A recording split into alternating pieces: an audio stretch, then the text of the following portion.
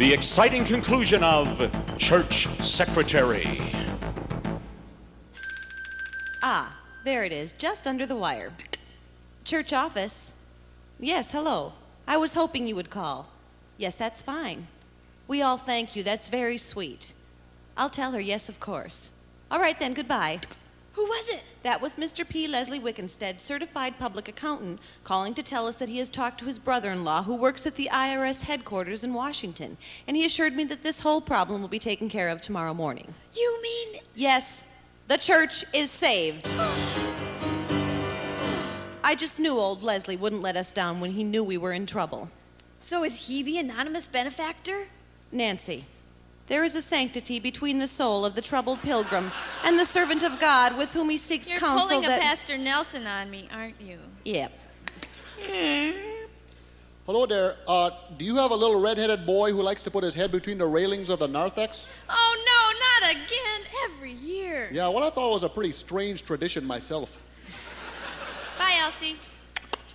Carl, Yeah, boy, that kid's head is getting big.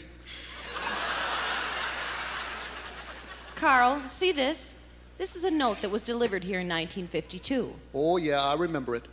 You wrote it, didn't you, Carl? Yeah, well, I guess I did. The moment I read it, I knew that only you could care so much for both the workings of the building and the little children's milk and cookies. Yeah, well, I love those little kids pretty good. Where did you get all that money every year, Carl? The Lord's been very good to me, I'll tell you that. My old man, he did pretty good. He had cattle on 1,000 hills. Though it was steel, you know how he did it. He owned all the iron. Boy, the Lord was real good to him and to me, but he passed on. Sometime in 1952? April 12th, 1952. And that's when you started giving it back to the Lord. You bet.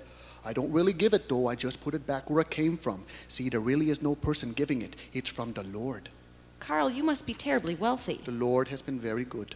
Why have you spent the last 38 years working as the church custodian? Oh, no. Some would call it work, but me, I think I'm in charge of watching over God's house and God's little children. What could be better than that? I don't have a job. I feel like I'm working at home. I'm telling you that right now. Now, you told me you could keep a secret. Don't worry, Carl. It's safe with me. All right, then. If you need me, I'll be downstairs cleaning the John.